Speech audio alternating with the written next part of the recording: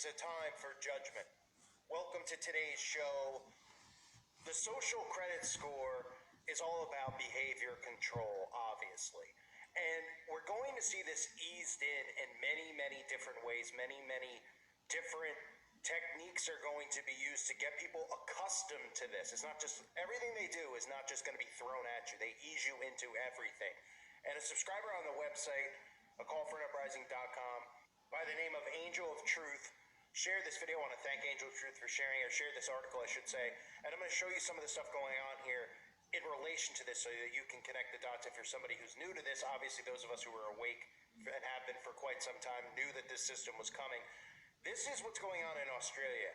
In order to collect benefits from the government, so in other words, like unemployment or something along those lines, they're putting in a new system where you have to earn points to be able to get it. Now, here in America, obviously, if you're unemployed, you lose your job, you can apply for unemployment and collect unemployment.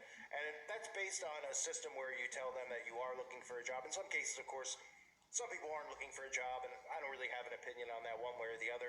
I mean, if you just get laid off from a job and you apply for unemployment, you might not be ready to start a new job within like the month or 2 months. You might need a little breather. Some people do apply immediately because the actual benefits you get from unemployment are pretty hard to live off of. It's pretty bare minimum.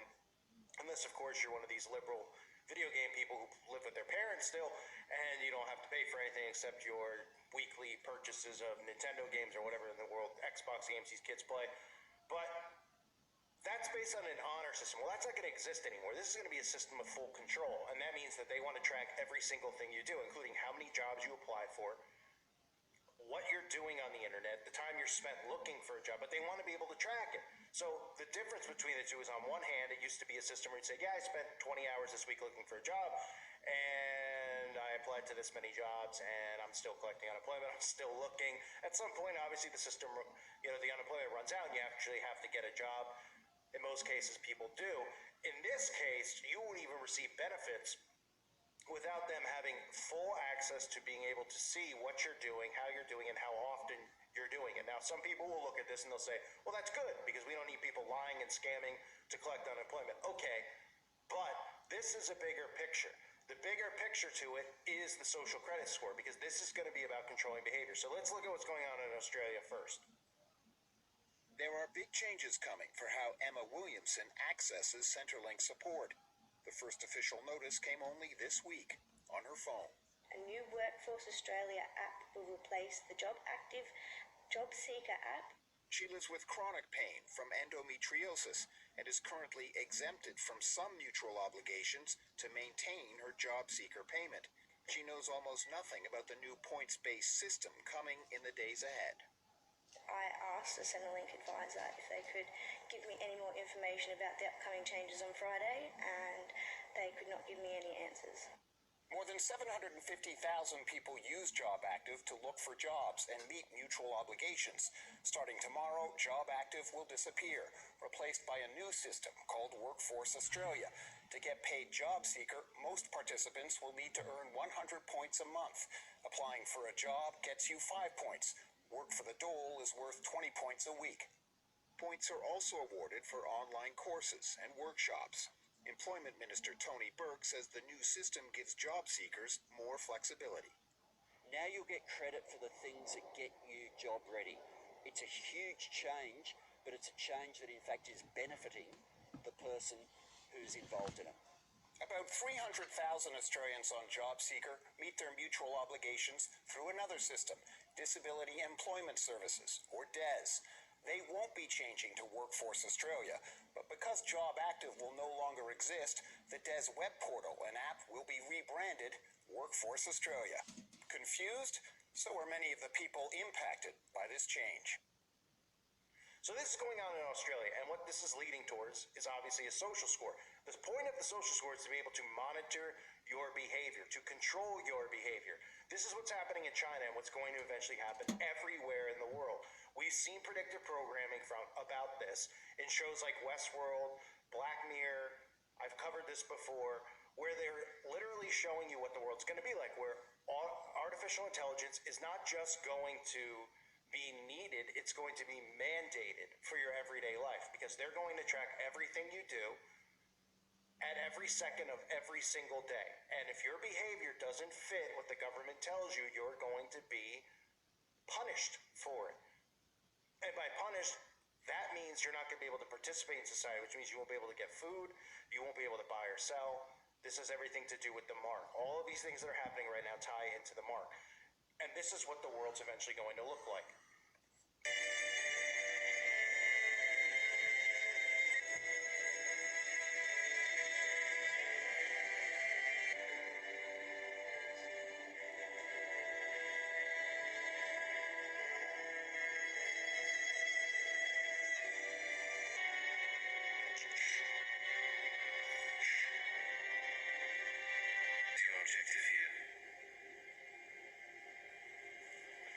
You helped design the New World Order.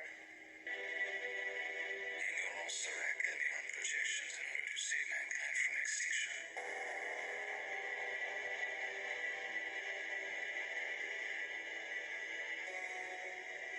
They built a place like this for my kind. If you misbehaved, you were sent away. Crime has been reduced worldwide. Hunger, deprivation, removing outliers from the population also ensures they will have no offspring. These are people you were talking about. You can't just weed them out. But we did. That's one brush swing. You want a cookie with that?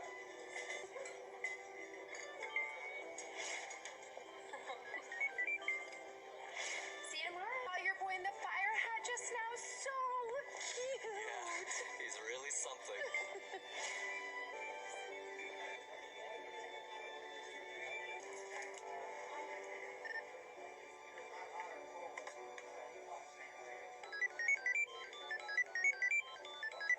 Got you a smoothie. They're from the organic stall at the farmer's market? Sure. Okay.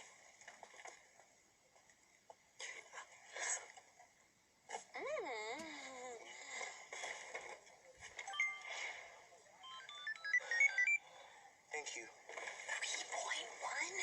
What happened? Him and Gordon split up. Poor Chess. No. We're all on Gordon's side. Of course, if it drops below 2.5, then it's bye-bye.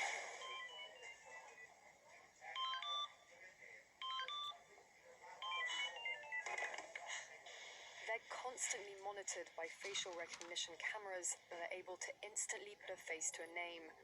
Now, the Chinese are also ranked, given a mark out of a possible 950 points. A score in the 700s is considered good. Around the 500 mark is not. For now, the number is a sort of bank credit rating, keeping track of everyone's spending habits. I think being ranked is a good thing. A society has to have rules. It forces us to be well behaved. It may seem scary, but it's just like that here. We're used to it. And anyway, we don't have a choice.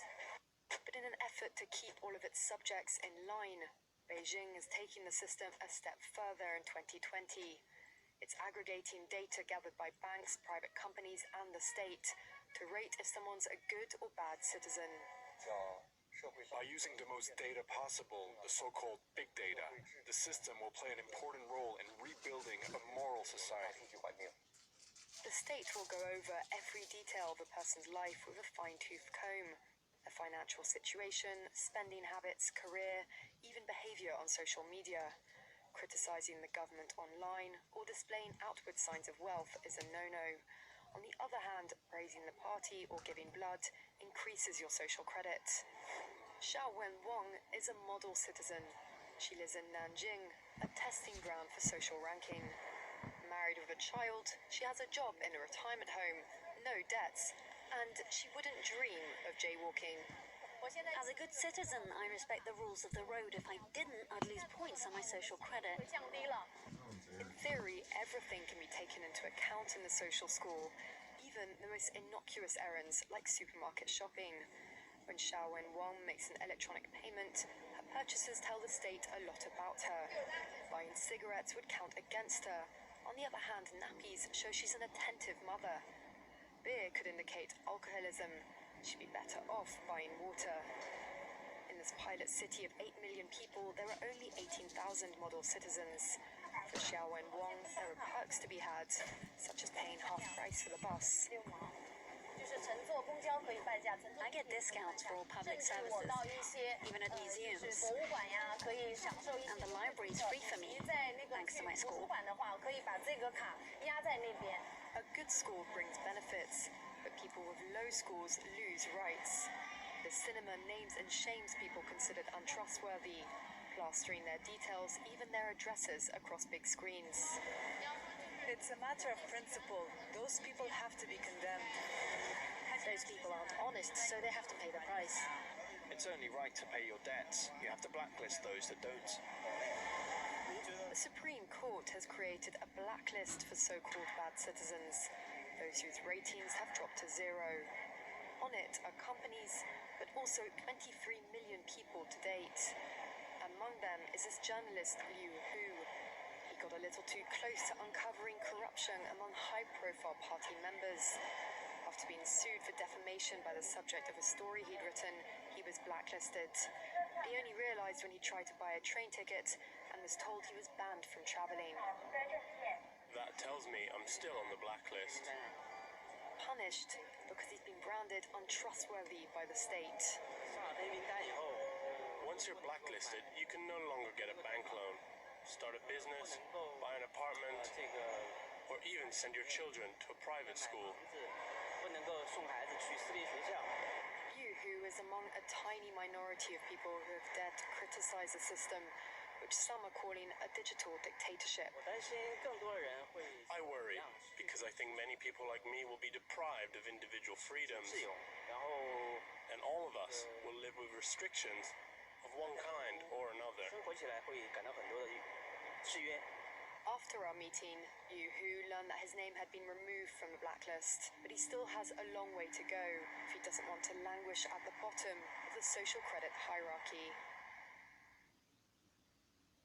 And for people out there who think this is a good thing, this is what is scary about it. Obviously, this entire system leans towards in America what we look at as a liberal Democrat type system where they think that this is all good.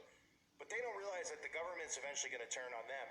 And if their behavior doesn't fit the pattern they want it to fit, they're going to start deducting points. And people say, well, I'll just go along with it. Yeah, until a point comes where they start forcing new behaviors on you that you don't agree with. At some point when they turn on the LGB. And at some point when they turn, because they will start turning on everyone. They don't care about anyone's feelings. They don't care about the stuff you see going on right now is not what the government's going to eventually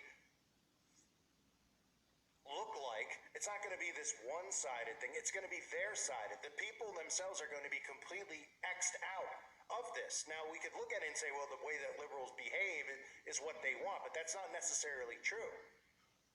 They know that they're the ones who are going to comply. They want them to be their army for them here so they can bring this system in. And these people will cheer for this system because they're going to tell them that this system supports abortion, the system supports transgender, the system, all this stuff.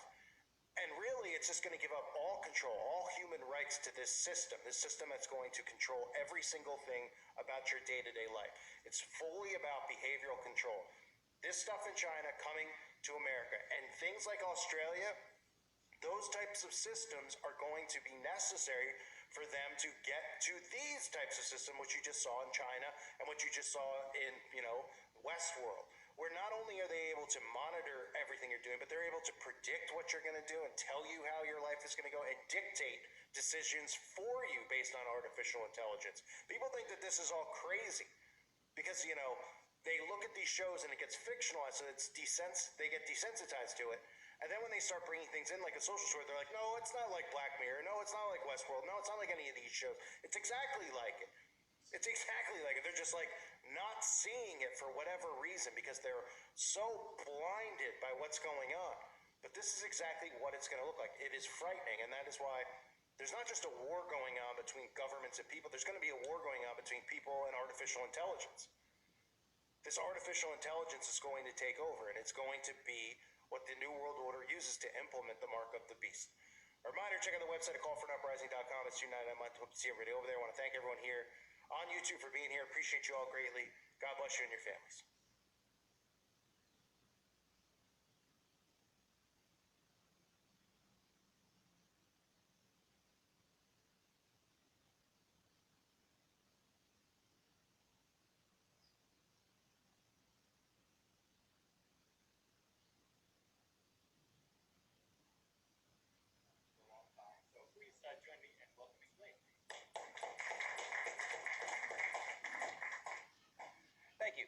So, I've been working on AI research for about 10 years now, but I've been a priest for about 15. I'm a Gnostic Christian priest. We're actually in the process of founding a new church in the Bay Area called the Church of Our Lady Magdalene.